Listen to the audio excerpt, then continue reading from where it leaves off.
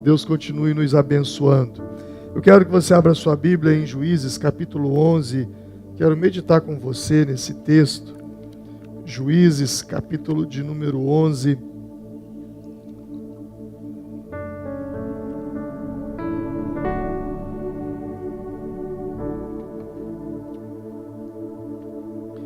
Juízes, capítulo de número 11.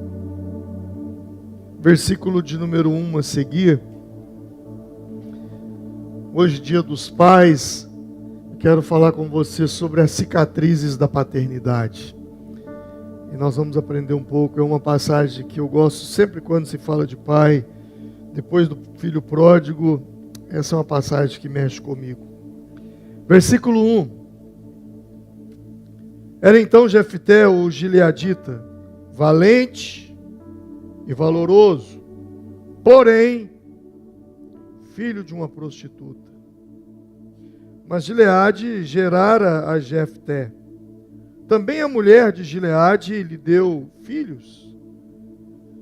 E sendo os filhos dessa mulher já grandes, repeliram a Jefté e lhe disseram: não herdarás em casa de nosso pai, porque és filho de outra mulher. Então Jefté fugiu de diante dos seus irmãos e habitou na terra de Tobi. E os homens levianos se ajuntaram com Jefté e saíram com ele. E aconteceu que depois de alguns dias, os filhos de Amon pelejaram contra Israel. E aconteceu, pois, que como os filhos de Amon pelejassem contra Israel, foram os anciãos de Gileade buscar Jefté na terra de Tobi.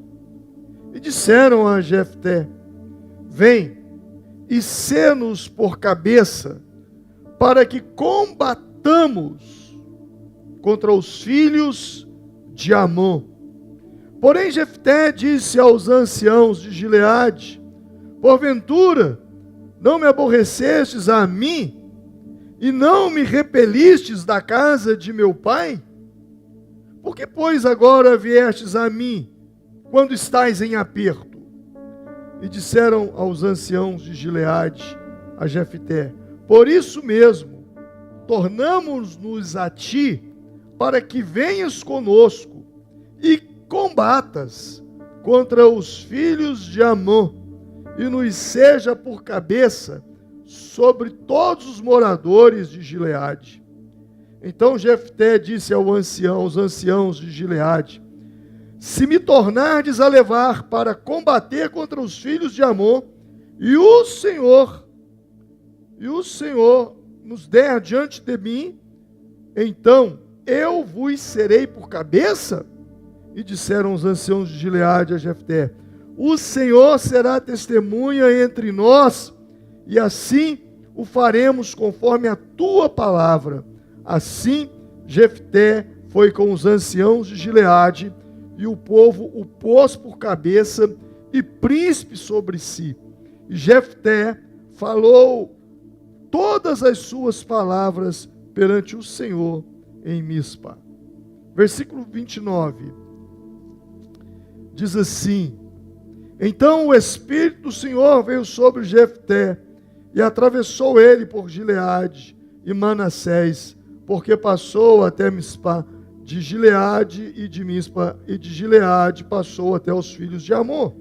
E Jefté fez um voto ao Senhor e disse: se totalmente deres os filhos de Amon na minha mão, aquilo que saindo da porta da minha casa me sair ao encontro, voltando eu dos filhos de Amon em paz, isso será do Senhor, e oferecerei em holocausto. Assim Jefté passou os filhos de Amon a combater contra eles, e o Senhor os deu na sua mão, e os feriu com grande mortandade, desde Aroera até Minite, 20 cidades, e até Abel-Queramim. Assim foram subjugados os filhos de Amon diante dos filhos de Israel. Vindo, pois, Jefté a Mispa, a sua casa, eis que a sua filha lhe saiu ao encontro com adufes e com danças, e era ela só, a única filha, não tinha outro filho nem filha. E aconteceu que, quando a viu, rasgou as suas vestes e disse: Ah, filha minha, muito me abatestes, e és dentre os que me turbam, porque eu abri a minha boca ao Senhor, e eu não tornarei atrás. Senhor, eu quero te agradecer pela leitura da tua palavra, e quero pedir que o Senhor tome as minhas palavras e não sejam minhas, mas tuas, e que se cumpra que a palavra que sai da tua boca não volta vazia, mas faz o que apraz. Eu oro para que o teu Espírito Santo nos toque, nos cure, nos liberte e faça algo poderoso em nossas vidas, em nome do Senhor Jesus Cristo. Todos digam graças a Deus. Irmãos, a Bíblia nos fala de uma história de um homem chamado Jefté. O texto começa dizendo que ele era um homem valente, ele era um homem poderoso, mas ele era filho de uma prostituta. E a Bíblia diz que o pai de Jefté teve outros filhos com uma outra mulher.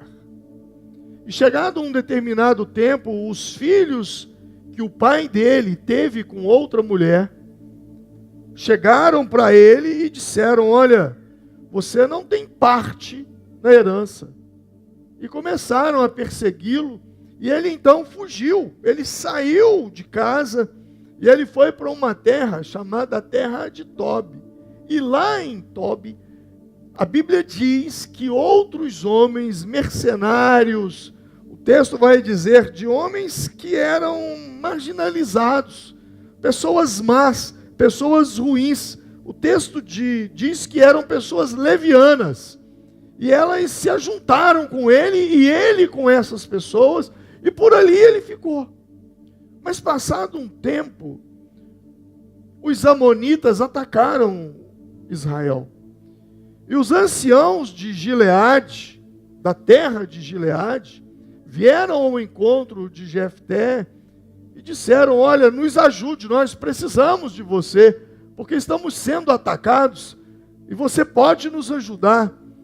E ele então disse: olha, se eu for e vencer, eu serei cabeça, eu serei o chefe de vocês. E eles disseram: não, nós queremos que você seja o nosso chefe. E assim ele se dispôs a lutar, e a Bíblia diz que ele foi para a luta, e o Espírito de Deus foi com ele. O Senhor o ungiu, o Senhor o capacitou, o Senhor lhe deu habilidades, estratégias para vencer aquela guerra. Só que ele abre a boca e faz um voto.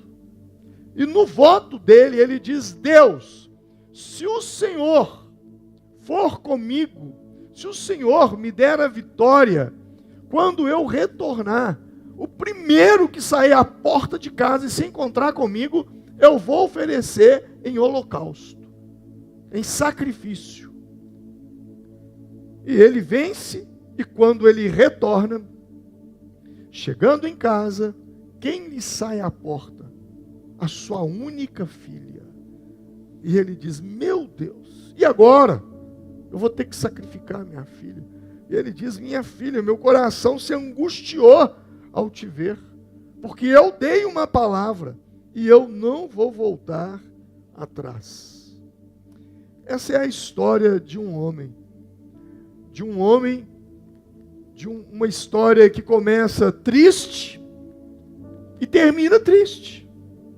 Porque começa, primeiro, que ele era um rapaz, filho de um homem com uma prostituta, e que os seus irmãos não o aceitam dentro de casa. E ele então tem que sair de casa, abandona a casa e vai viver entre pessoas marginalizadas. E termina de uma forma triste, porque ele faz um voto que sacrificaria quem lhe saísse primeiro ao encontro, e quem lhe sai ao encontro foi a sua filha. Esse texto, essa passagem, ela tem muitas... Eu já preguei várias vezes sobre esse texto, e sempre quando eu leio esse texto, eu vejo coisas diferentes aqui nesse texto. E quando eu olho para esse texto e eu olho para a vida de Jefté, eu fico pensando que falta faz a paternidade na vida de uma pessoa. Porque a paternidade, ela nos dá destino na vida. Ela nos dá direcionamento na vida. Se o pai de Jefté, e eu fico pensando isso, se o pai de Jefté tivesse assumido o papel de pai, talvez o destino de Jefté teria sido completamente diferente. Até que me prove o contrário. Mais de 90%, poderia dizer 99% dos problemas das pessoas estão ligadas à paternidade. Os problemas do seu relacionamento, do seu casamento, os seus problemas financeiros, a forma como você lida com o dinheiro, a forma como você prospera ou não prospera, a sua insegurança, os seus medos, tudo está ligado à paternidade. E eu tenho essa crença comigo, baseado em casos, em inúmeros casos, de que eu me assento para aconselhar, para direcionar a vida das pessoas, e eu percebo que grande parte dos nossos problemas estão ligados diretamente à paternidade.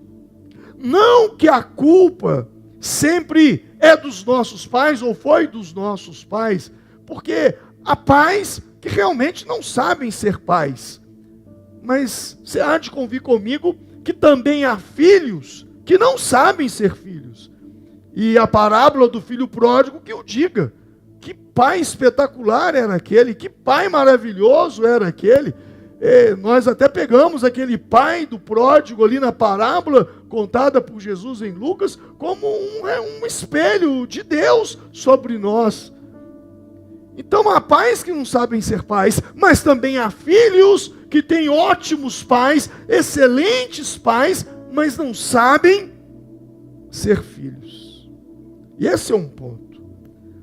Há muitos filhos que são criados dentro da mesma casa com pai e mãe, mas se sentem abandonados, se sentem órfãos.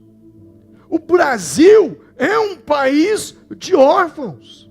Segundo estatísticas do IBGE, 30%, preste atenção nisso, 30% da população brasileira não tem o nome do pai na certidão de nascimento. E você sabe o que é 30% da população brasileira?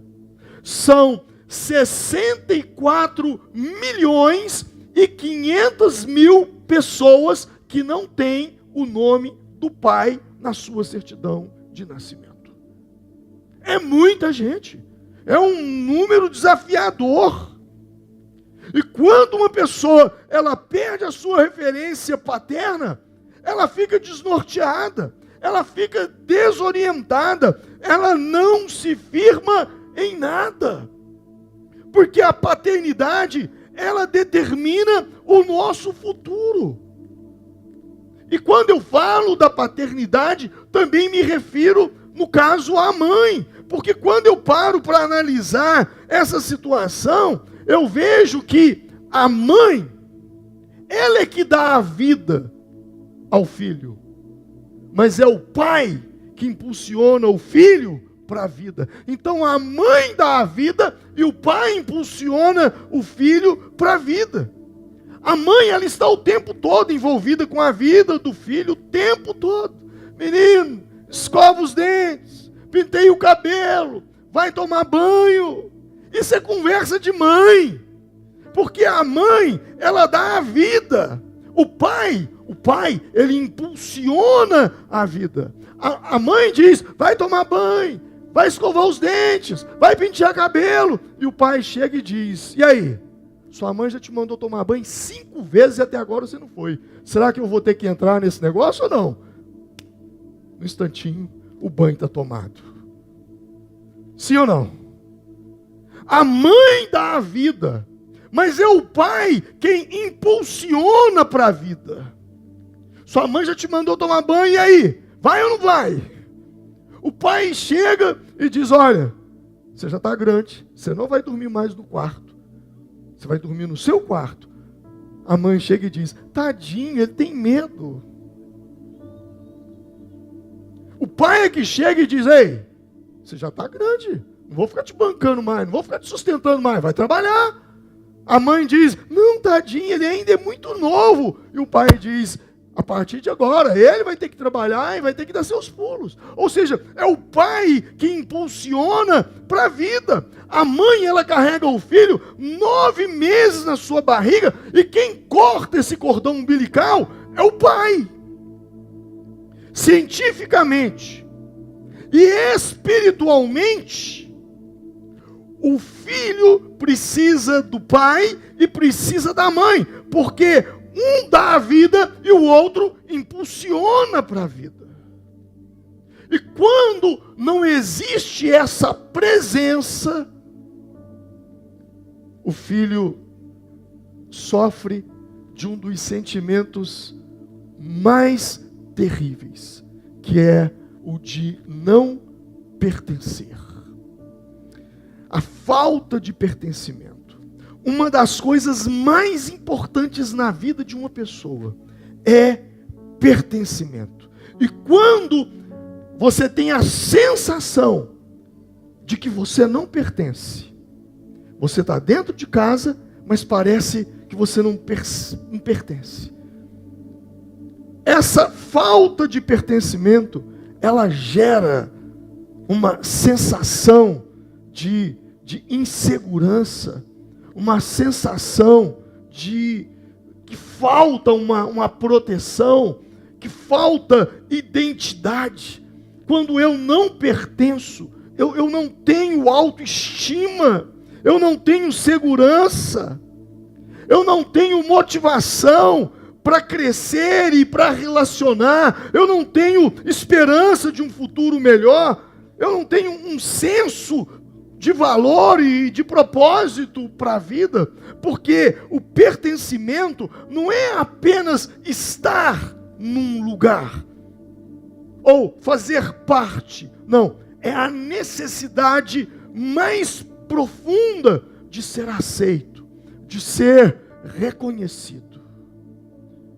Quando o pertencimento é perdido ou é negado, nasce o vazio existencial, e é daí que surge a sensação da solidão, da rejeição, da falta de identidade. E todas essas coisas batidas num liquidificador influenciam o nosso destino, influencia a nossa vida, em quem nos tornaremos. Por isso é extremamente fundamental, porque quando você não se sente pertencente a uma família, a um pai, a uma mãe, a pessoa, ela se sente invisível, ela se sente deslocada, como se não tivesse valor ou lugar no mundo. Jefté, ele sentiu isso, e sentiu isso na pele, quando os seus irmãos começam a articular contra ele, e o pai não fazia nada. O tempo todo ele tinha que ouvir que ele era filho de uma prostituta. E essa falta de pertencimento não o levou a pensar 2 vezes. Eu vou sair de casa, eu vou embora, e vou ver se eu acho alguém, um grupo, a quem eu possa pertencer. Jefté, ele nasceu numa terra de empreendedores. Gente, a terra de Gileade era a terra do bálsamo. A bálsamo em Gileade. Então as pessoas de Gileade eram pessoas empreendedoras. Mas ele foi morar no meio de um povo que era leviano, completamente diferente da cultura da terra onde ele estava. Ele foi para Tobi, porque lá ele se identificava com as pessoas naquele lugar. E as pessoas, elas andam com quem elas se identificam. Ou melhor, com quem as suas feridas se identificam. Ele tinha uma ferida dentro de si. A ferida da rejeição, que gera a falta de pertencimento.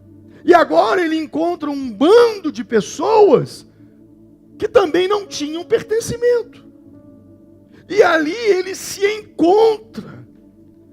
Ele se encontra por quê? Porque ele se encontra com um bando de pessoas que tinham as mesmas feridas que eles.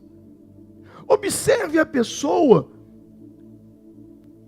que por uma ferida, e a forma dela compensar é uma disfunção, uma forma dela compensar é através do álcool.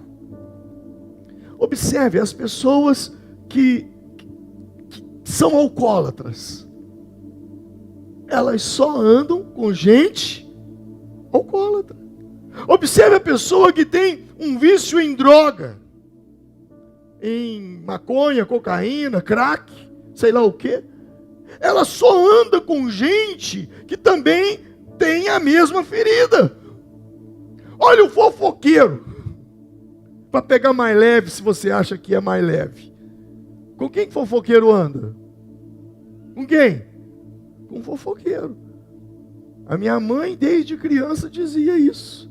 Um gambá cheira o outro. As feridas nos identificam.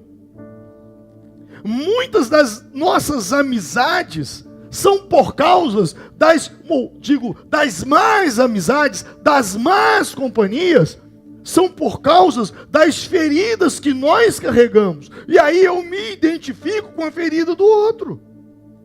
E observe como o destino une a pessoa. Observe como pessoa que não se relaciona bem com o pai, ela anda com pessoas que não se relacionam bem com o pai. Elas se identificam.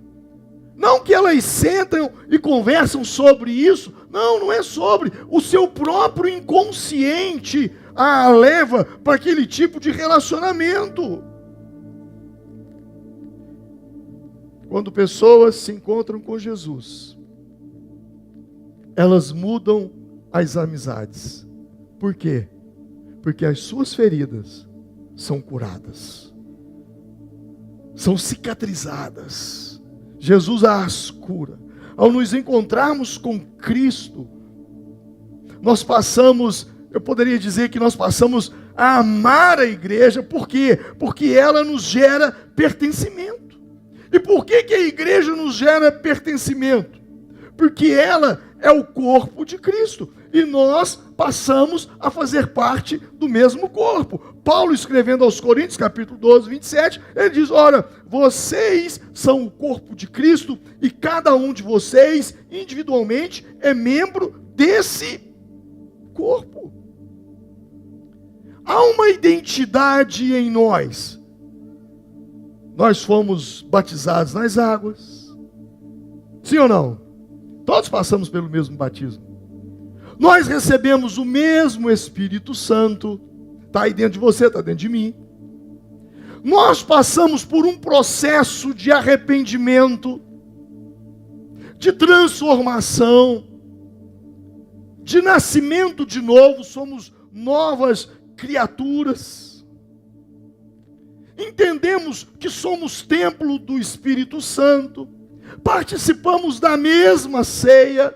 Frequentamos os pequenos grupos, as células, temos as mesmas crenças, os mesmos valores, os mesmos princípios. A igreja é a nossa segunda família. E os nossos pastores são os nossos pais espirituais.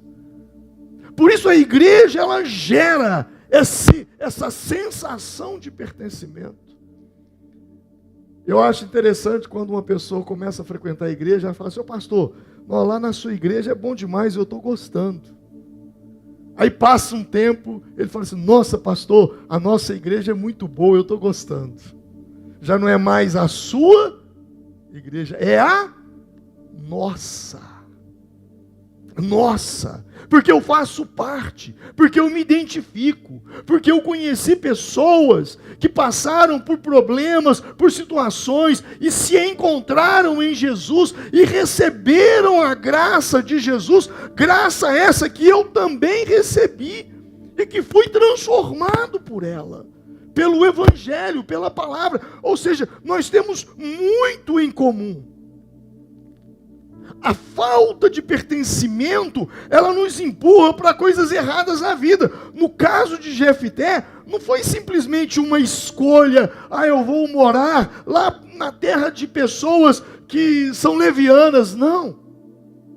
No caso de Jefté, não foi apenas uma escolha, foi uma colheita.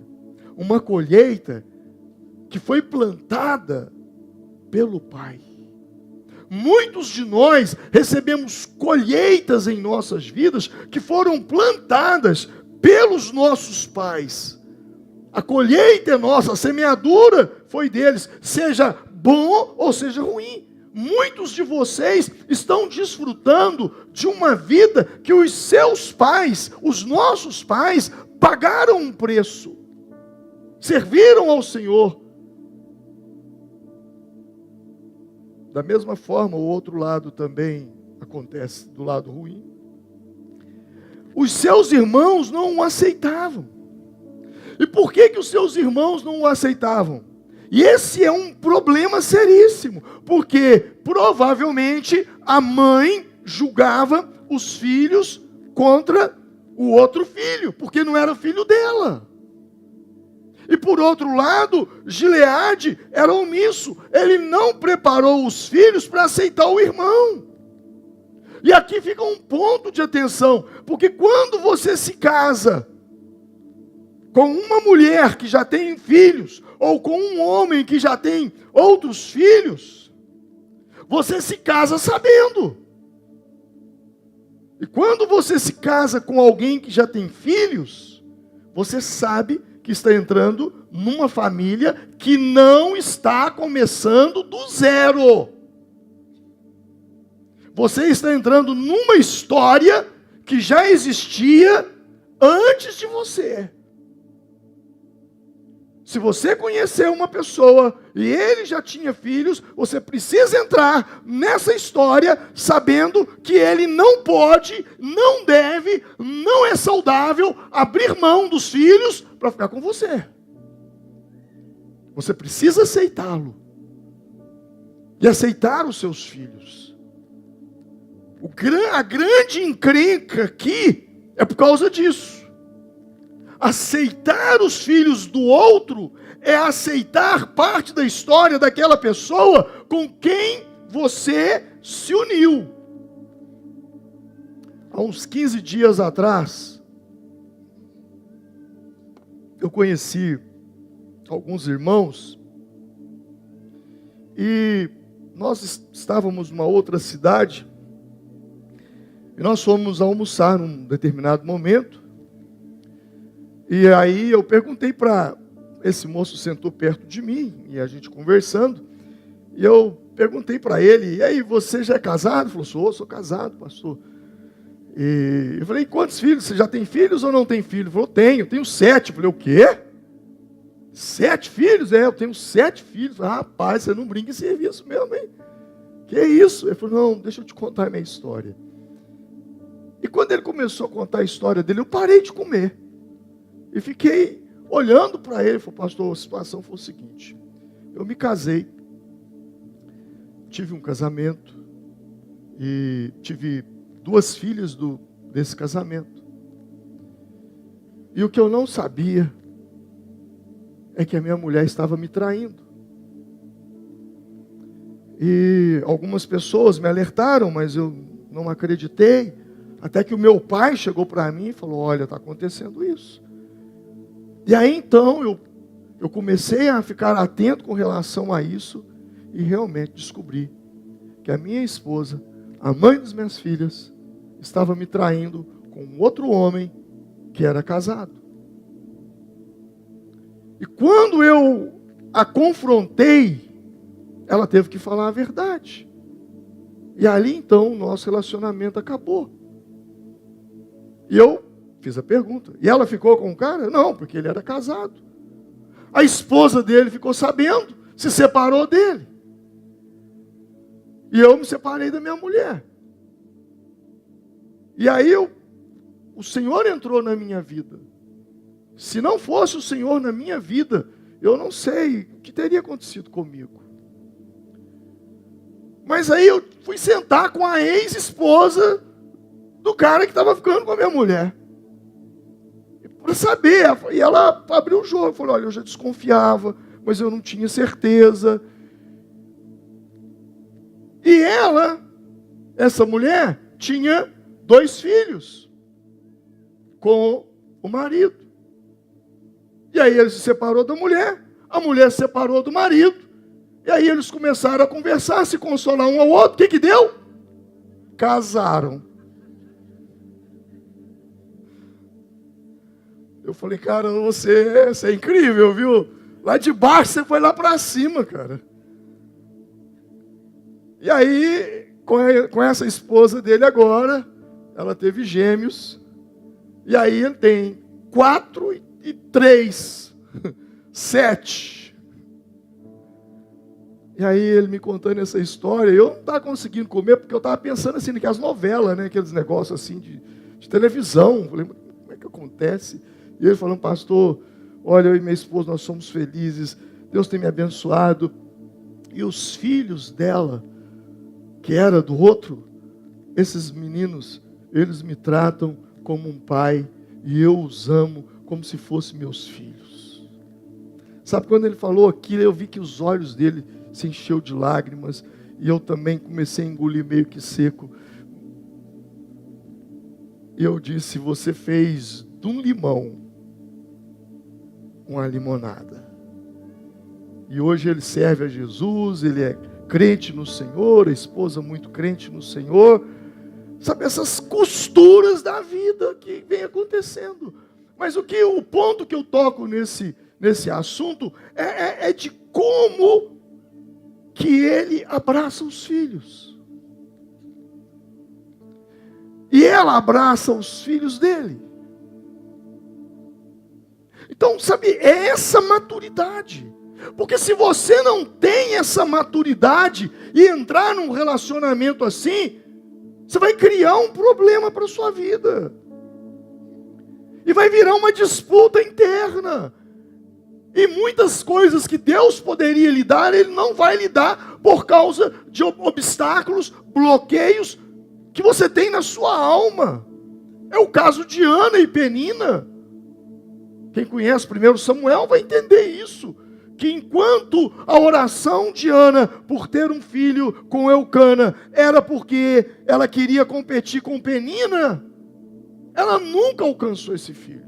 Mas o dia em que ela entregou no altar de Deus, Deus lhe deu Samuel. Deus destravou. Acabou o bloqueio.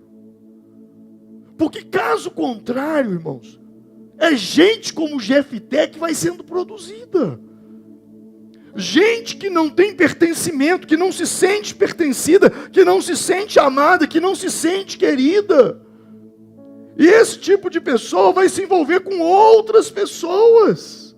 Se Gileade fosse um homem posicionado, o erro que ele cometeu, a falha que ele cometeu numa prostituição, ele poderia ter transformado o limão numa limonada. Mas o problema de Gileade era o problema da geração dos homens que nós vivemos hoje, que é a falta de posicionamento dentro de casa.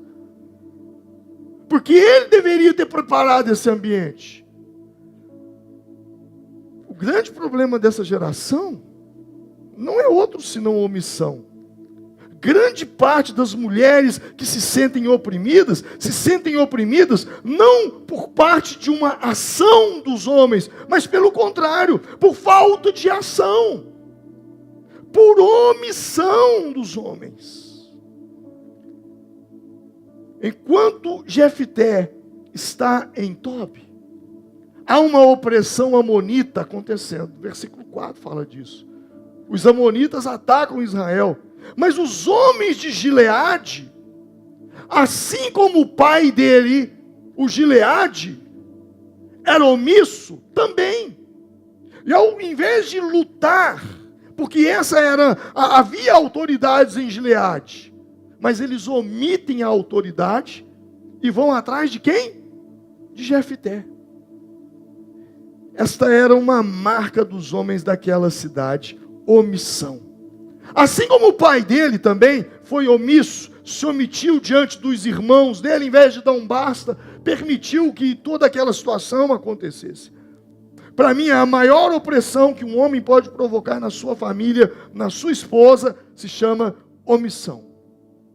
Porque quando o homem se omite de suas responsabilidades, ele joga o peso de toda a sua casa sobre seus filhos e sobre a sua esposa. E esse é um problema grave. Essa omissão. Alguém disse que Jefté, ele carregou aquela mágoa, ele carregou aquela ferida, ele fugiu de casa, ele se juntou com outros homens, e quando eles lhe fazem uma proposta para liderar os habitantes de Gileade, ele aceita, mas a motivação dele não era a motivação de servi-los, era a motivação de governá-los. Tem muita gente crescendo na vida por uma ferida. A ferida, ela tem o poder de te jogar para baixo, mas ela tem o poder também de te levar. E o grande problema de que quando você é elevado na vida empresarial, na vida profissional, ou até mesmo na vida ministerial, porque eu conheço e não são poucos pastores que estão pastoreando hoje, não por um chamado, não para servir, mas para governar, mandar e abusar. Eu conheço muitos. Você vê que é um pastor, tem uma grande igreja, mas não foi curado. Há feridas vivas e claras diante dele. E há uma máxima que diz assim: se você não se curar do que te feriu, você irá sangrar em cima de quem não te machucou. Foi o caso de Jefté. A falta de pai lhe provocava a falta de proteção. E provavelmente ele disse para si, porque toda pessoa que vem de um lar desestruturado, ele diz para si mesmo: um dia eu vou casar, vou ter uma esposa, vou ter um marido, e tudo aquilo que os meus pais não foram para mim, eu serei para os meus filhos. E é bacana. Só que não é assim que acontece. O tempo passa e de repente ele se vê praticando as mesmas coisas que os pais praticavam com eles. Por quê? Porque se você não se cura do que te feriu, você sangra em cima de quem não te machucou. E foi justamente o que ele fez. Ele casou, teve uma filha e disse: eu vou proteger minha filha. A minha filha não vai passar o que eu passei em Gileade. A minha filha não vai passar o que eu passei com os meus irmãos. Eu vou proteger minha filha. Eu não tive um pai para me proteger. Eu não tive um pai para estar presente na minha vida. Eu serei esse pai para minha filha. E agora ele vai para uma guerra e faz um voto imbecil, um voto tolo. A Bíblia fala de voto tolo. Ele faz um voto tolo e diz: o primeiro que sair na porta de casa, eu vou matá-lo. E quando ele chega em casa, quem sai primeiro? A filha. Você percebe o ciclo? Eu vou sair de casa, vou ter minha família, vou proteger minha filha. E agora, a própria filha está sem proteção do próprio pai. Aliás, não é apenas agora uma falta de proteção paterna. Além da falta de proteção, o grande perigo da vida dela agora é quem? O próprio pai. Essa é uma máxima que a gente vê na vida, ou tempo todo acontecendo. Quantos de nós, pais, estamos, assim como Jefté, sacrificando os nossos filhos? Em nome de uma vida profissional, porque eu tenho que trabalhar muito, eu tenho que trabalhar demais, para eu dar um futuro melhor para os meus filhos, e você trabalha muito e trabalha demais, e consegue construir muita coisa, só que você não tem mais filho, porque você já perdeu os seus filhos. Não existe maior presente do que a presença. Não existe. Não existe maior presente do que a presença. Se você criar os seus filhos bem criados, você poderá mimar os seus netos.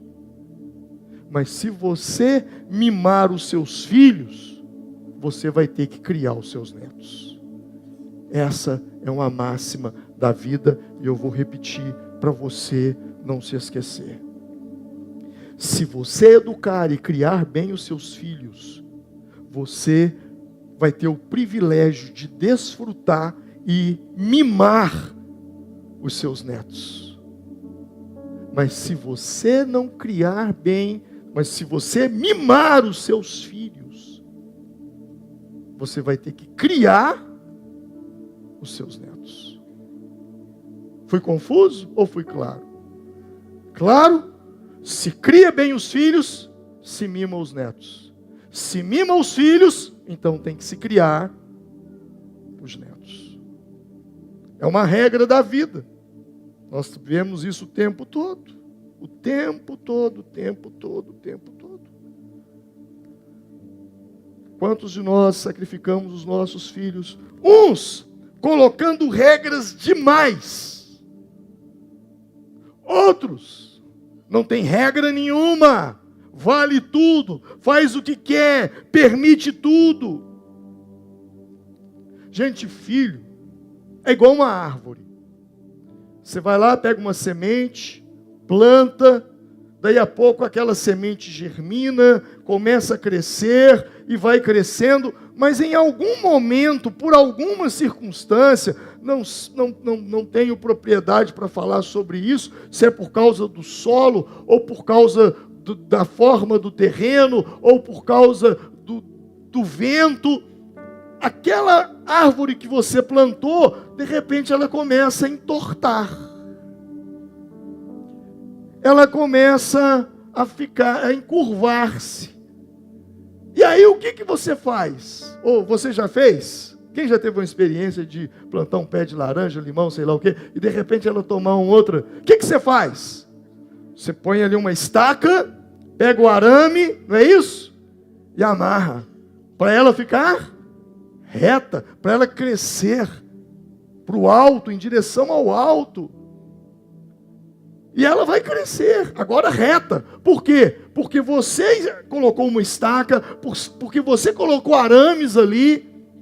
E com o passar do tempo, ela vai crescendo, crescendo, agora ela está reta.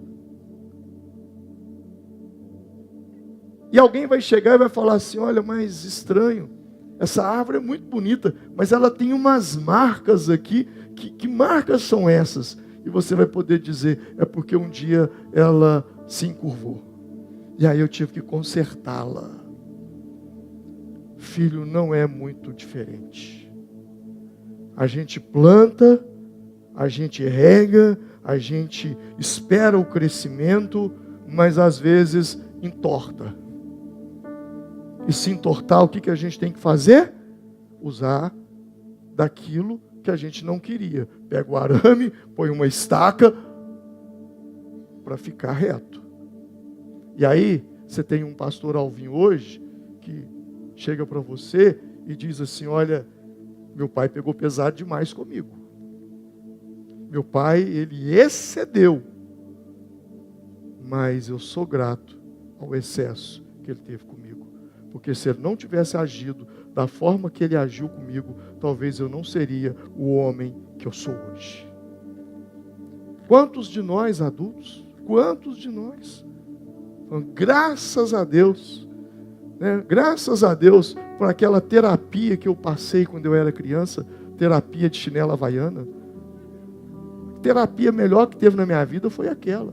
Hoje existe uma série de regras, de leis e de tal, e sei lá o que, e tá. Claro, todo excesso não é bom. Não é bom. Mas se não há regras, as coisas não vão fluir. E aí o que acontece? Essa árvore, se você não coloca toda essa estrutura para fazê-la endireitar, essa árvore ela vai crescer torta, e aí ela vai quebrar a calçada, ela vai trincar as paredes. E eu já vi casos de que uma árvore derrubou uma casa. Essa conversa não é sobre árvores. Uma família destruída porque não teve regras. E claro, todo excesso esconde uma falta. Até o excesso das regras também é perigoso. A Bíblia vai dizer em Provérbios 3,12: porque o Senhor repreende a quem ama, assim como o pai ao filho a quem quer bem. Hebreus 12: meu filho, não despreze a disciplina do Senhor, nem se magoe com a sua repreensão, pois o Senhor disciplina a quem ama e castiga todo aquele a quem aceita como filho. Se você está sendo disciplinado por Deus, se você está passando por uma situação que é uma disciplina da parte dele, não é para te desmoralizar, para te desprezar, é porque Ele te ama. Então esse é um ponto que eu e você temos que ter, essa clareza. Mas o Jefté não, ele tinha ferida, ele não tinha esse pai perto, e esse homem então ele cresce com uma ferida. E uma pessoa movida por uma ferida, por um passado não resolvido, ela é motivada pela ferida. Não, eu vou para a luta, e aí eu quero ver o que eles vão falar de mim depois. Não, eu tenho que comprar esse carro, porque eu tenho que provar isso, eu tenho que passar naquele concurso, porque eu tenho que provar. O tempo todo é uma competição. Eu tenho que fazer algo, porque eu tenho que provar algo. Eu tenho que fazer algo, porque eu tenho que provar algo. E quem vive em função de provar, a vida é muito pesada. Não suporta. Ele vai para a luta para tentar mostrar para os outros que ele é poderoso, que ele é forte. E o grande problema de tudo isso é que ele está em busca de quê? Validação, reconhecimento, ou seja, ele está vivendo uma vida em busca de aprovação, de ser aplaudido. E gente que vive em função de ser aplaudido, gente que vive em função de ser reconhecida, de buscando validação no que os outros falam, que deixam de falar, é o tipo de gente que é capaz de fazer qualquer coisa. E ele, numa besteira, ele faz um voto. Ele não precisava daquele voto. Porque quando você analisa o texto, antes dele fazer o voto, o Espírito do Senhor já tinha vindo sobre ele. Versículo 29. Então o Espírito do Senhor veio sobre Jefté, e atravessou ele por Gileade e Manassés, porque passou até Mispa, até Gileade, e de Mispa de Gileade passou até os filhos de Amon. O Senhor já era com ele. Aí no outro versículo, e ele fez um voto. Quem se move por uma ferida, sacrifica sua família, sacrifica seus amigos, porque sempre sente a obrigação de fazer algo diferente. E foi nessa que ele sacrificou a própria filha. A insegurança interna, aí eu falo que ele sacrificou a própria filha, aí dá uma discussão teológica aí, tá? Tem uma discussão teológica. Alguns acreditam que ele a entregou por um voto religioso, de celibato, de não casar. Outros já defendem a tese de que realmente ele a sacrificou. Então, tem uma discussão teológica aí. Independente do resultado, o fato é, a sua filha pagou por algo que ela não cometeu. E é assim. Se você não se cura de quem te feriu, você sangra em quem não te machucou. O outro é que paga o preço do seu erro. E gente assim é gente insegura. Eu preciso fazer algo a mais. Eu preciso fazer uma coisa. É o tipo de gente que eu tenho dó desse pessoal quando eles tentam viver isso com Deus. Porque é um malabarismo religioso. O tempo todo ele está tentando fazer uma coisa para tentar agradar a Deus. Não, porque eu tenho que me sacrificar nisso para Deus agradar. Eu tenho que me sacrificar naquilo para Deus agradar. Meu irmão, se eu sacrificar ou não sacrificar, não vai mudar o que Deus sente e pensa sobre você. Deus te ama incondicionalmente e ponto, acabou. E aí ele faz um voto para Deus. Ele vai para a luta para mostrar que é poderoso. E aí ele tenta se aproximar fazendo um voto. E esse é o perigo. Por que esse é o perigo? Porque é o perigo da barganha. Deus, se eu fizer isso, o Senhor me dá aquilo. Meu irmão, você tem um pai. Gente que até hoje não entendeu que o Senhor é pai, se relaciona como pai. Gente que não vive com o Senhor como se vivesse com o pai. É o tipo de gente que vive fazendo barganha para Deus. Deus, eu vou fazer isso aqui, para o Senhor me dar isso aqui. Deus, eu vou dar uma oferta lá na igreja, para o Senhor me dar um dinheiro aqui para construir essa casa. Deus, sabe, Deus, eu vou fazer um jejum aqui, para o Senhor fazer aquilo outro comigo. Sabe, a vida com Deus, ela só é barganha para quem não é filho, porque filho não negocia com pai. Filho não negocia com pai. Porque o que é do pai também é do filho. E quando você tem essa maturidade, quando você entende isso, a sua vida muda e muda e muda muito. Mas o grande problema, e eu caminho para o fim, e um dos maiores erros que nós cometemos na nossa vida espiritual, é resumir as nossas orações, o nosso relacionamento com Deus em petições. Não há nada errado em pedir as coisas a Deus. Jesus disse, peçam e será dado, busquem e encontrarão, batam e a porta se abrirá. Filipenses, não andeis ociosos por coisa alguma, mas em tudo pela oração e súplicas, com ações de graça, apresente a Deus os seus pedidos. Não há nada de errado com pedir. O problema é que a nossa vida de oração, ela não deve ser diminuída em um simplesmente pedir, mas em se relacionar. A pergunta que fica é, como é que está o seu relacionamento com Deus? É pedir? Pedir? Pedir? É o tipo de gente que passa longe de Deus, quando a coisa aperta, oh Deus, eu vou fazer um voto com o Senhor, oh Deus, eu vou... Como é que é? Não é errado pedir. Mas se a sua vida com Deus se resume apenas em pedir, o seu relacionamento com Ele é muito fraco. Porque nós precisamos nos aproximar dEle para se relacionar com Ele. Ele é Pai. Imagina você que é pai, toda hora seu filho encontrar com você e te pedir. Você já vai começar a correr do seu filho. Porque toda hora que ele te vê, ele está te pedindo. E filho que fica o tempo todo pedindo um pai, é uma criança. Ok? Quando você amadurece, você não fica pedindo tudo, qualquer coisa. Você tem relacionamento com Ele. E é isso que Deus quer. Eu gosto muito de Tiago 4,8, é o último versículo. Aproxime-se de Deus, e Ele se aproximará de vocês, de vós. Achegai-vos a Deus, e Deus se chegará a vós outros. Esse versículo está falando o seguinte: você tem de Deus o tanto que você quer. Você se aproxima dele e ele se aproxima de você. O seu relacionamento com Deus depende da sua entrega, da sua busca e do seu se aproximar dele. A presença de Deus, quando você se aproxima dele, a presença dele tem o poder de dissolver uma série de coisas na sua vida que você nem mais vai pedir. Você só pensa, aquilo acontece.